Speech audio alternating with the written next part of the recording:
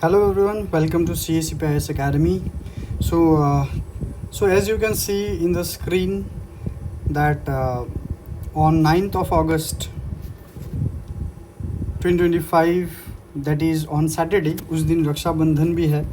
उस दिन हम CACPIS Academy की तरफ से Civil Services Seminar which will be hosted by our star speaker is Shri Anil Swarup sir, who is an ex-IAS officer and he was the Coal and Education Secretary to the Government of India, who would be sharing his journey कि civil servant बन के उन्होंने क्या किया है, civil services क्या है and how you should prepare for it. कैसे आप अपने आप को कैसे प्रिपेयर करोगे to win that battle of civil services examination in a first go. तो it is my request to all of you, it is my suggestion to all of you, do attend that seminar positively. तो आपको अगर आना है तो आप हमारे registration link को क्लिक करके जो डिस्क्रिप्शन में एम्बेडेड है तो उसमें आप अपने डिटेल्स भर के रजिस्ट्रेशन करवा लीजिए. And to get the real time updates of the seminar आप अपने हमारे व्हाट्सएप ग्रुप को भी ज्वाइन कर सकते हैं. सो टुडे डेट इज़ 2 अगस्त और हम स्टार्ट करने वाले हैं आज का CNA CSAP newspaper analysis. My self Apurva Nandi and today this are the list of topics that today will be discussing. ठीक है. सो आज के जो न्यूज़ है, ये जो 5 न्यूज़ है वो आज हम स्पेशली लाए हैं प्रेस इंफॉर्मेशन ब्यूरो के लेटेस्ट रिलीजेस से. कि कभी कभी हम हिंदू पढ़ते हैं, जनरली एवरीडे हम हिंदू पढ़ते हैं, असम ट्रिब्यून पढ़ रहे हैं, पर कभी कभी हमें लगता है कि लेट्स सी कि प्रेस इंफॉर्मेशन ब्यूरो या फिर अन्य सोर्स में क्या इंपॉर्टेंट आर्टिकल्स आए हैं. तो जब मैं आज प्रेस इंफॉर्मेशन ब्यूरो का वेबसाइट देख रहा था, so I came across this important news. So I thought कि चलो हम ये न्यूज़ आज डिस्कस करते हैं. तो क्या क्या हम डिस्कस करने वाले हैं आज?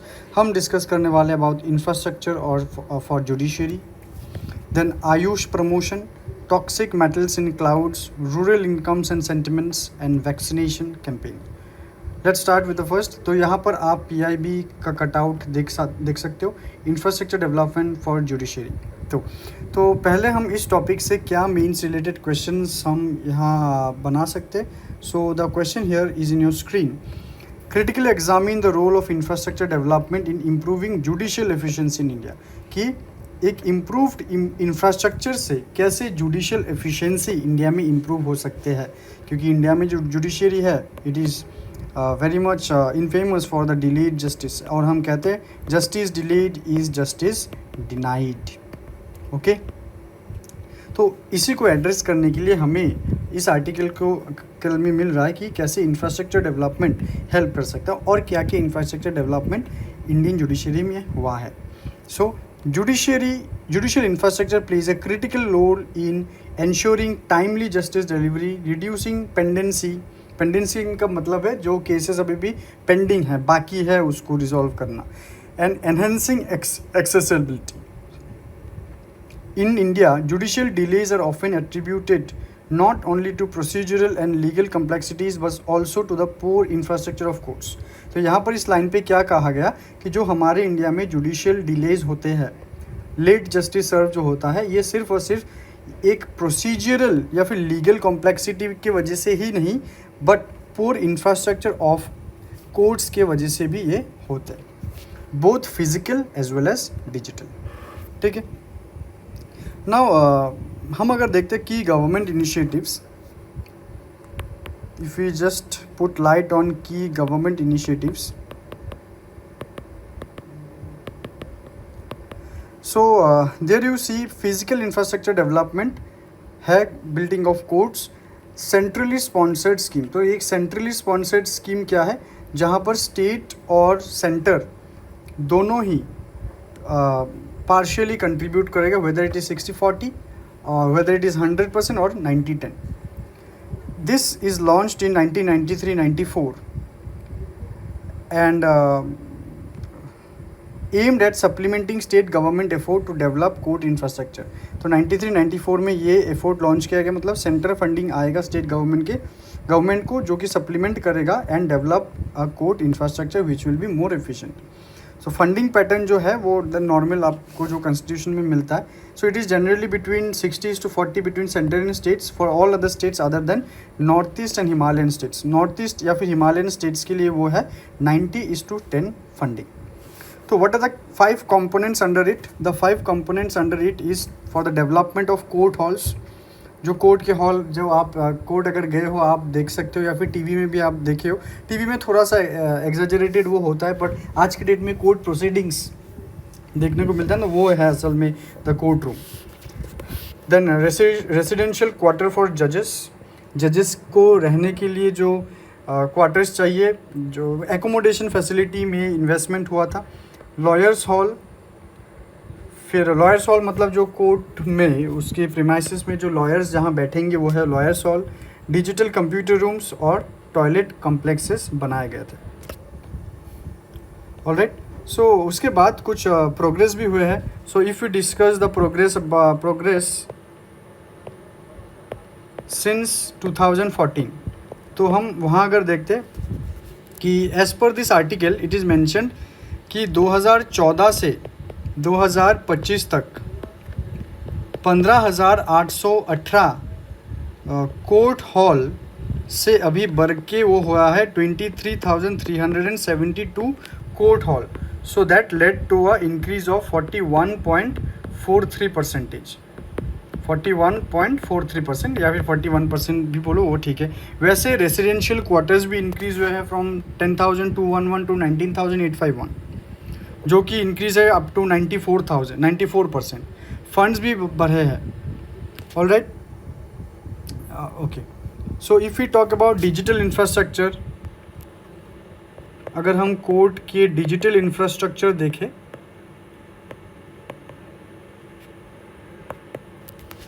Then it is launched in the digital infrastructure, मतलब we are talking about the e courts, कि जहाँ पर आप अपने केसेस को ऑनलाइन दाखिल कर पाओगे। द ई कोर्ट्स प्रोजेक्ट जो कि लॉन्च हुआ था 2007 में। एंड एक्सपीरियंस आप लोग ये सब चीज़ों को नोट कीजिए, ज़रूर नोट कीजिए। 2007 में लॉन्च हुआ था and as a part of the national e governance plan. The national e governance plan, मैं शॉर्ट फॉर्म में लिख रहा हूँ, नेशनल ई गवर्नेंस प्लान, ठीक है। तो अभी भी वो फेज़ अभी भी चालू है। Now currently we are in the phase 3 of it. So इसके की ऑब्जेक्टिव्स क्या थे? The key objectives were information and technology, information and communication technology enablement of district and subordinate courts.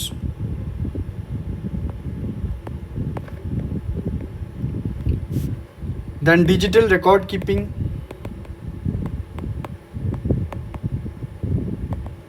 then citizen centric services and transparency. ठीक है, these were the objectives, key objectives of the e-courts project. So if you see some significance, क्या significance है judicial infrastructure development का? The first is access to justice.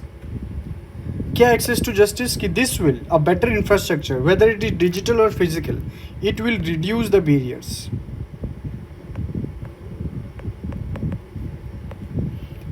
Geographical, procedural, technological जो भी barrier है उसको reduce करेंगे। Next, reduction in case pendency, तो वो अगर बैरियर रिड्यूस हो जाए तो केस पेंडिंग केसेस भी वो कम होंगे। By the better physical and digital infrastructure it will streamline the case handling. So and also with digital preservation,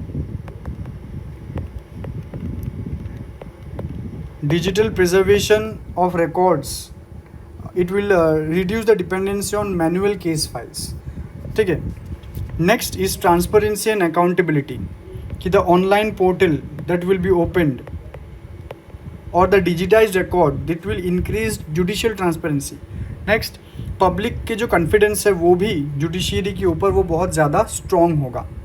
next, lastly it will ensure efficiency in the judicial process, कि अगर there is the improved court management system and paperless court अगर ये promote हो, it will save time as well as resources, hence it will result into efficient justice delivery system. All right, so let's move on to the next news, that is Ayush. तो question क्या है? Discuss the steps taken by the government of India for maintaining Ayush in public health care, critically examine the challenges in the integration process. तो आयुष क्या है? The Ayush stands for Ayurveda, yoga, naturopathy, यूनानी, सिद्धा and homeopathy. So what does this represent? This represent कि India का जो traditional medicine है that can contribute and develop the health care system of India holistically. So अगर हम यहाँ पर गवर्नमेंट के की इंटरवेंशंस या फिर स्कीम्स देखें, the first one we can say about the national AYUSH mission, जो कि है एक सेंट्रली स्पॉन्सर्ड स्कीम, मतलब स्टेट और सेंटर दोनों ही यहाँ पर फंडिंग में रहेंगे. तो यहाँ पर इस नेशनल आयुष मिशन में क्या है कि it will upgrade the Ayush dispensaries,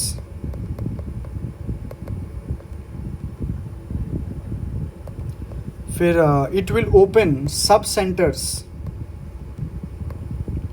to आरोग्य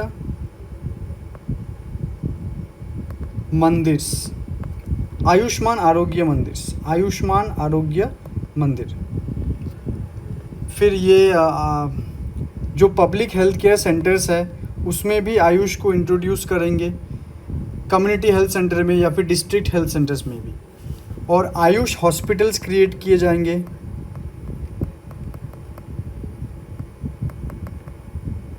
आयुष हॉस्पिटल्स जो कि 10, 30 और 50 बेडेड हॉस्पिटल्स होंगे. देन इज इंफ्रास्ट्रक्चर और एडुकेशन, नए आयुष कॉलेजेस ओपन होंगे. Then there will be undergraduate, postgraduate, pharmacy and paramedical institution. आप लोग मुझे कमेंट सेक्शन में बोलिए पैरामेडिकल का मतलब क्या होता है. इन मेडिसिन पैरामेडिक्स या फिर पैरामेडिकल, उसका मतलब क्या है. Next is about promotion and IEC activities, जैसे कि यहाँ पर नेशनल एंड स्टेट लेवल आरोग्य फेयर्स होंगे,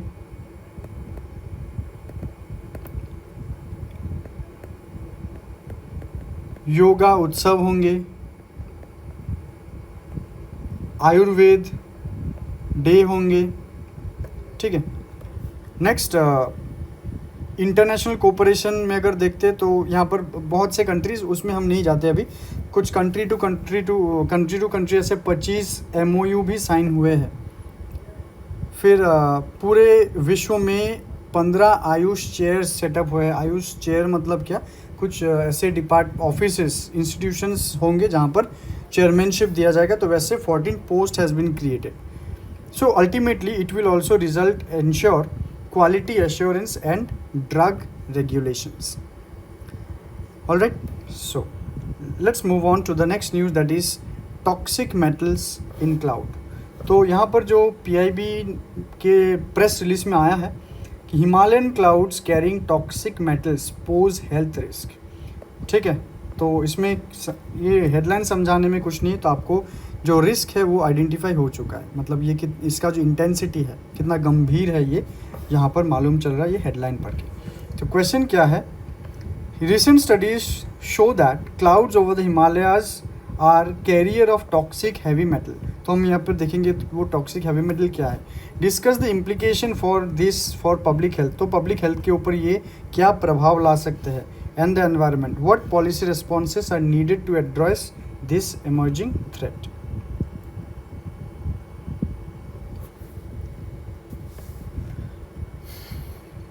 ऑलराइट. सो जैसे कि हैवी मेटल्स जैसे कैडमियम, क्रोमियम, कॉपर और जिंक, इन ये जो एलिमेंट्स है, मेटल के एलिमेंट्स है, वो हिमालयन क्लाउड्स में वो प्रेजेंट मिला है. ये स्टडी दिया गया है by the Bose institute under the department of science and technology. It reveals the non precipitating clouds. Non precipitating मतलब जो बारिश नहीं करता है. Over the eastern Himalayas and western Ghats carry toxic metals like cadmium, chromium, copper and zinc. These pollutants, originating largely from vehicular emissions and industrial activities, are transported via atmospheric process and pose serious public health and ecological risk. ठीक है. तो अगर जैसे हम अगर यहाँ पर hazard index के बारे में बात करें, hazard index in short HI, तो जो ये it is an assessment index for non कार्सियोजेनिक risk. Non कार्सियोजेनिक मतलब जो कैंसर नहीं करता. Next is ILCR, incremental life time cancer risk. Incremental life time cancer risk for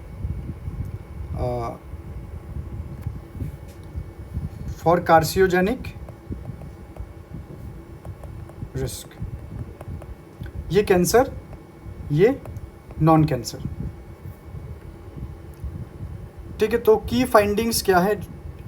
cloud pollutions over the mountains. कौन से mountain में? ये मिला है दार्जिलिंग में, eastern Himalayas, which is now 1.5 times more polluted than those over Mahabaleshwar.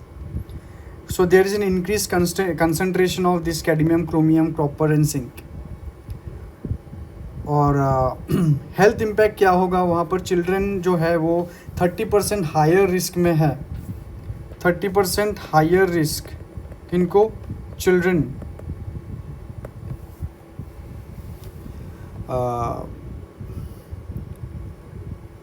Risk than adults from exposure to these metals. Then inhalation from this most dominant exposure, it will lead to carcinogenic and non-carcinogenic effect. जो chromium है यहाँ पर, ये जो chromium है ये cancer potent है, तो ये कैंसर करवा सकता है, cancer like diseases.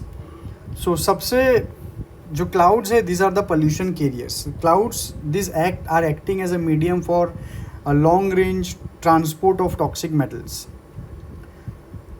When these metals are absorbed through skin contact or inhalation या फिर consumption of cloud derived water in high altitude regions, तब जाके वो लोगों के बॉडी में जाता है. सबसे ज़्यादा इन्हेलेशन में ज़्यादा, इन्हेलेशन और स्किन कॉन्टैक्ट में. ठीक है.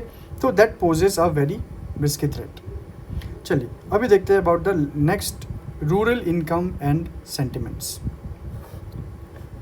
तो क्वेश्चन है, the rise in rural income consumption marks a shift towards a more resilient rural economy in India. Discuss with reference to recent data.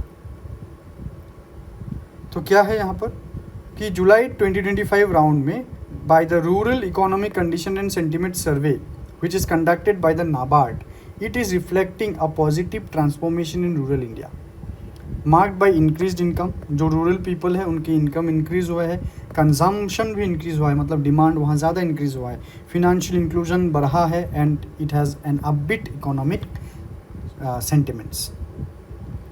So what are the key findings or trends? Let's see. The first is income growth and consumption growth. कि जो rural house hold है वहाँ पर 39.6% income growth हुआ है, which is highest across the last 6 round. ये जो RECSS है उसके लास्ट 6 राउंड में ये सबसे हाईएस्ट आज के डेट में रिकॉर्ड हुआ है. और कंजम्पशन ग्रोथ वो 76.6% इंक्रीज़ हुआ है कि now 65.57% of income is spent on consumption, indicating strong purchasing power of the rural people. तो इसके इम्प्लीकेशन क्या है? इसके इम्प्लीकेशन है कि जो रूरल ग्रोथ है वो कंजम्पशन लेड रूरल ग्रोथ है, which indicates rural India's potential as an economic engine. ठीक है, पर ये इन्वेस्टमेंट अगर होता तो ज़्यादा अच्छा होता. चलिए नेक्स्ट देखते हैं. Savings and financial health. यहाँ पर रिपोर्ट हुआ है कि 20.6% house hold has reported savings, कि जो सेविंग्स हैबिट इंक्रीज हुआ है, लोग सेविंग्स करते हैं. And 13.18% of income loan repayment accounted for 11%. Next अगर क्रेडिट एंड फिनेंशियल इंक्लूजन देखते हैं तो वहाँ पर 52% से भी ज़्यादा एक्सेस है क्रेडिट फ्रॉम फॉर्मल सोर्सेस, कि रूरल लोग जो है, rural people, they can now access credit from banks, institutional like NBFCs, non banking financial institutions etcetera. ये कैसे हुआ, यहाँ का क्रेडिट हम दे सकते हैं अबाउट द प्रधानमंत्री Jan Dhan Yojana, the financial inclusion drive, then the Mudra Yojana of the government, direct benefit transfers. ठीक है. और एम्प्लॉयमेंट भी इंक्रीज हुआ है. Around 74.7% household they expect income to rise in the next year. तो अगर हम गवर्नमेंट पॉलिसी अगर देखते हैं तो यहाँ पर DBT एक गवर्नमेंट पॉलिसी है, मुद्रा गवर्नमेंट पॉलिसी है, प्रधानमंत्री जन धन योजना एक गवर्नमेंट पॉलिसी है. Okay, let's look on to the next news, that is vaccination campaign. तो ये वैक्सीनेशन कैंपेन कोई ऐसा नया न्यूज़ कुछ नहीं है, ये हम आज जानेंगे about the India's immunisation programme. So what is the question? Despite of being one of the largest immunization program in the world, India's vaccination campaign continues to face challenges. Let's see what is this. So this universal immunization program, जहाँ पर government 11 life saving vaccine free of cost देते हैं to all eligible children and pregnant women. So हम पहले देखेंगे what are the vaccines that are administered.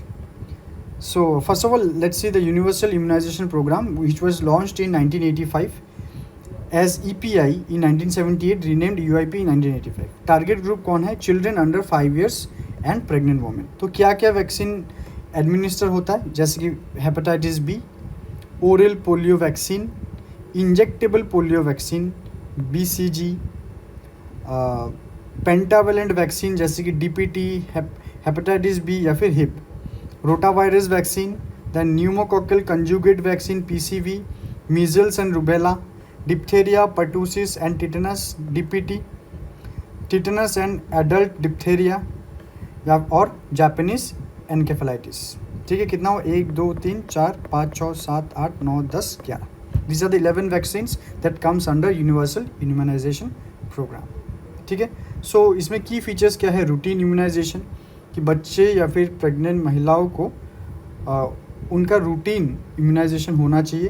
Then strategic interventions like advocacy, social mobilisation, communication, media engagement. ठीक है, तो एक kind of awareness programme. फिर स्पेशल कैंपेन करना, जैसे इंटेंसिफाइड मिशन